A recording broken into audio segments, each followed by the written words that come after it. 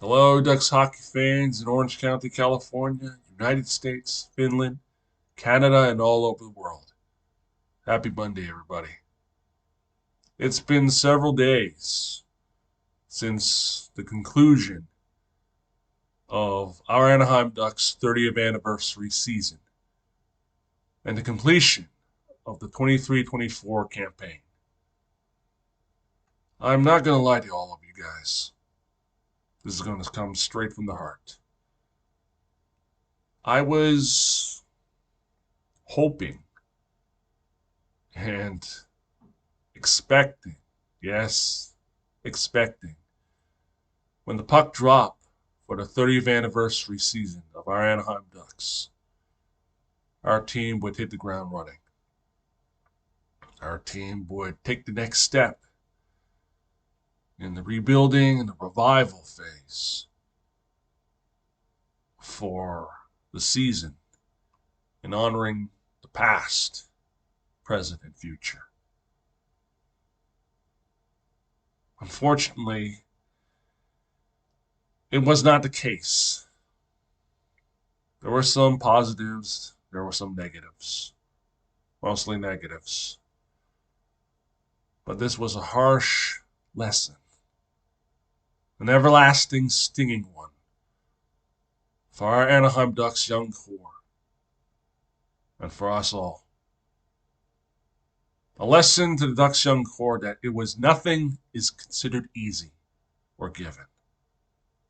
Everything, you must persevere. And we know during the 82 games, our Anaheim Ducks had to struggle, had to stay the course. Questions and frustrations were rising. Injuries were taking its toll. But the truth of it all,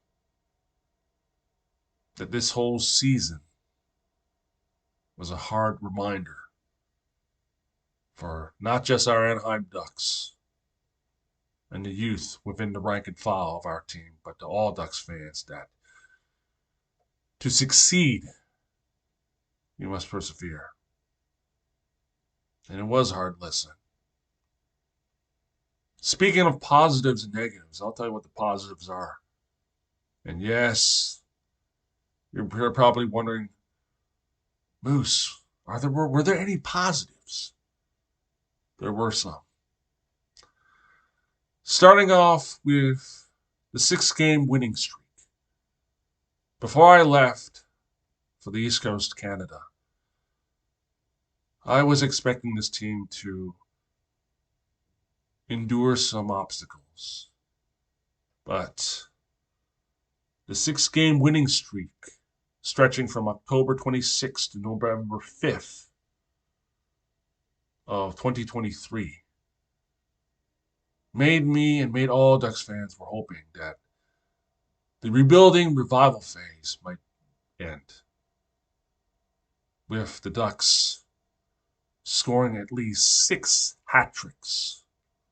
That's right, 6 hat tricks. 3 from Frank the Tank Vetrano, 1 from the rookie sensation Leo Carlson, another one from Troy Terry, and Ducks alumni, former Duck, Adam Henrique.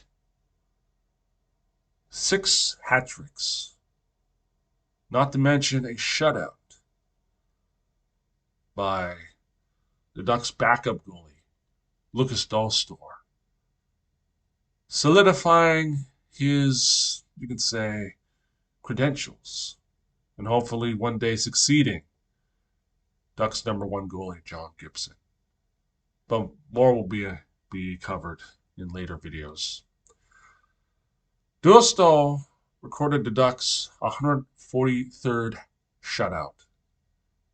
68 hat tricks, 6 of them scored this season, making a total of 68 hat tricks in Mighty Ducks Anaheim Ducks history.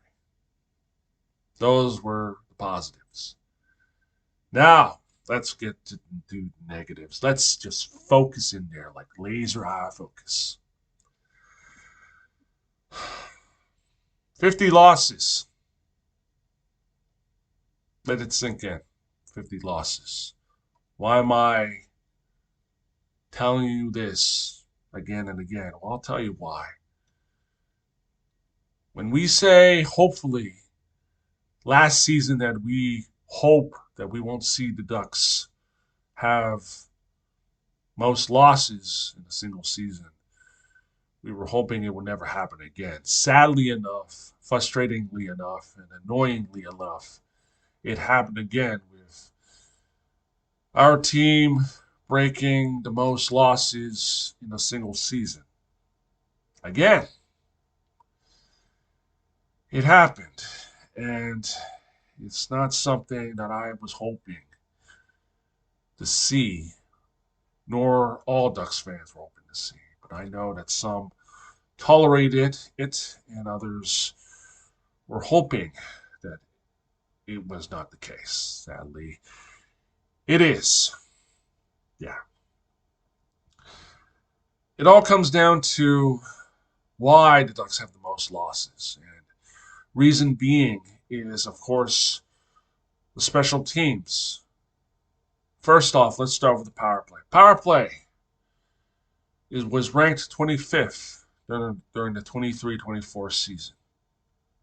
25th. That is 6 spots up from last season, where our Anaheim Ducks was ranked 31st. Second dead last in the league. Bit of a slight improvements, but you can call that somewhat of a positive. But then again, it still annoys me that the Ducks are in this position.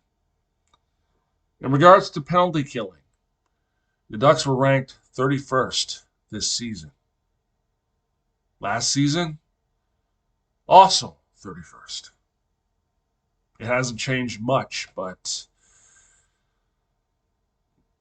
the focus on the special teams need to be done ASAP. And this offseason is basically, as I said in the Anaheim Ducks message board and on my previous videos, this is a make or break for Ducks general manager Patrick Beek. And finally, the penalties. Never I would imagine this team would take so many undisciplined penalties. Never I would imagine of the 30 years and seasons that myself and all Ducks fans alike would see the Ducks take so many penalties that they are ranked in the top 5. This season alone, when the 23-24 season was finished and completed, our Anaheim Ducks was ranked number 2 in penalties with 1,108. Let that sink in. 1,108. Last season, 929. Let that sink in. That needs to be cut down. That needs to be mitigated. That needs to be lessened in a way. It really boggles my mind to see so many penalties, costing our Ducks several games, many games alike. But going from the 7th in penalties last season to 2nd, like the 50 losses this year, most in Mighty Ducks and Anaheim Ducks history, is not only unacceptable, but a beyond travesty that has to be corrected. Another thing I have to mention, losing to several of our rivals and enemies like the Edmonton, Colorado, and Toronto. This is basically something that grinds my gears.